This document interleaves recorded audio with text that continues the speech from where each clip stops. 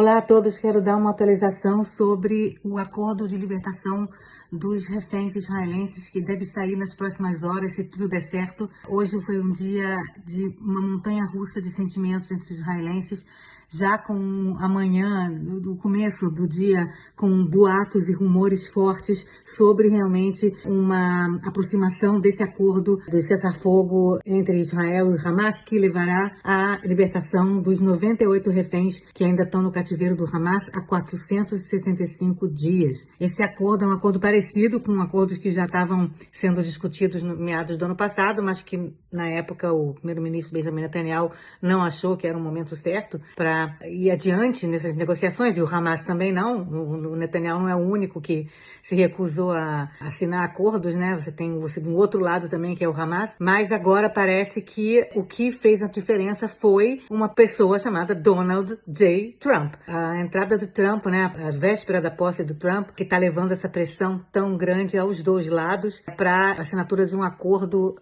antes da posse do Trump no dia 20 de janeiro, porque o Trump disse que quer começar esse segundo mandato dele sem dessa dor de cabeça da guerra entre Israel e Gaza e dos reféns israelenses. Os americanos estão pressionando muito os dois lados para chegar finalmente a um acordo nesse momento. Seria um acordo que, na verdade, firmado ainda na cadência de Joe Biden, mas que vai demorar algum tempo. Como seria esse acordo? É um acordo em duas fases. A primeira fase, que entraria em vigor já agora, nesse fim de semana, antes da posse do Trump, seria uma fase de cessar-fogo de 42 dias. Nesses 42 dias, 33 reféns israelenses vivos ou mortos. O Hamas é cruel e não fala quem está vivo e quem está morto. Esses 33 primeiros, né, a gente tem 98 reféns vivos ou mortos na faixa de Gaza, seriam mulheres, soldadas, observadoras, seriam homens com mais de 50 anos e homens com menos de 50 anos considerados casos humanitários, muito doentes ou algo assim. E seria, como eu falei, em 42 dias, quer dizer, não é num dia só.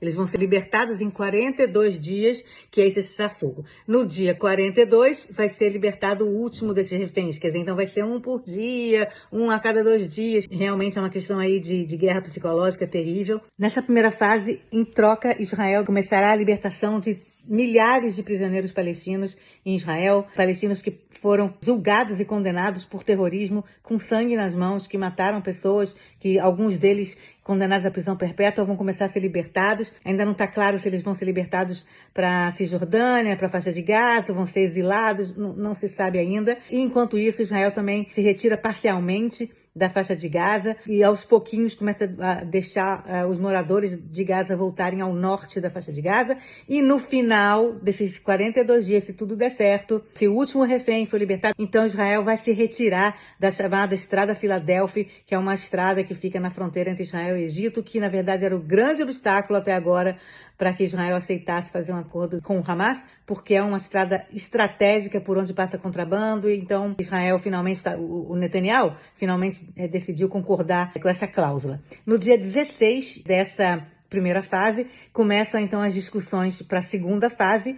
A segunda fase seria a libertação de todo o resto dos sequestrados, dos reféns, soldados, tudo. E só depois do último ter sido libertado, novamente, vivo ou morto, vão chegar aí dezenas em caixões.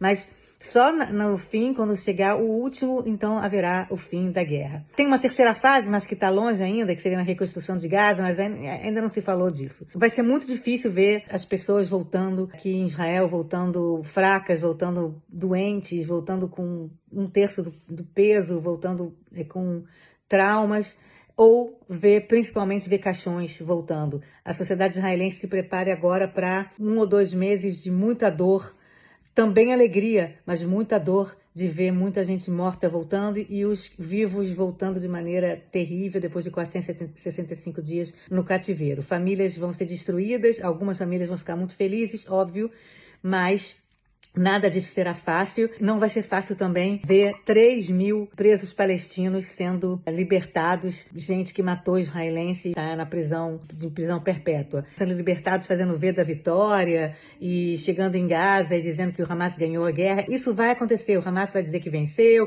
que ganhou a guerra, vai fazer o V da vitória, mesmo com toda a destruição na faixa de Gaza, o Hamas nunca vai admitir que perdeu ou nada disso.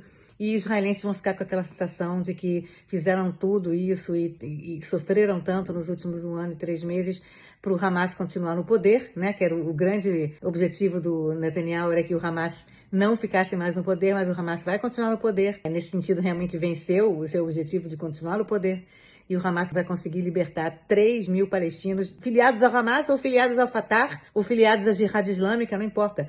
O Hamas vai ganhar muitos pontos entre os palestinos agora por ser capaz de libertar presos, mesmo depois de ter começado uma guerra e de ter causado a morte de dezenas de milhares de palestinos. Fora isso, o Hamas voltou a lançar foguetes contra as comunidades em torno de Gaza, então mais ou menos vai ficar tudo como era até o dia 6 de outubro de 2023, o que a gente não sabe como que os israelenses vão lidar com todo esse retrato, né? Tem algumas manifestações contra essa libertação de presos, de gente falando que Israel está negociando com terroristas, não deve negociar, tem que fazer um acordo melhor, que tem que ganhar, que tem que ter vitória total, mas é uma ilusão, porque Israel não vai conseguir uma vitória total contra o Hamas, que é um grupo resiliente e que não tem escrúpulos e não se importa com sua própria população. Então vai ser muito difícil, mas por outro lado, os israelenses, a maioria, mais de 70% dos israelenses querem esse acordo de cessar-fogo,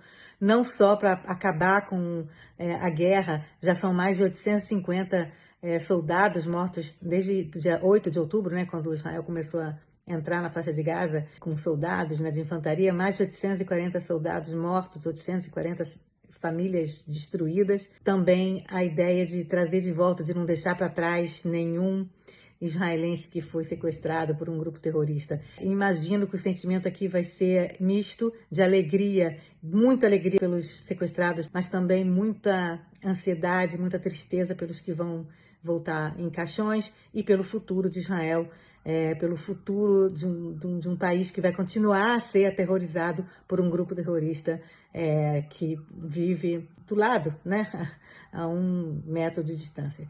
É isso, um abraço.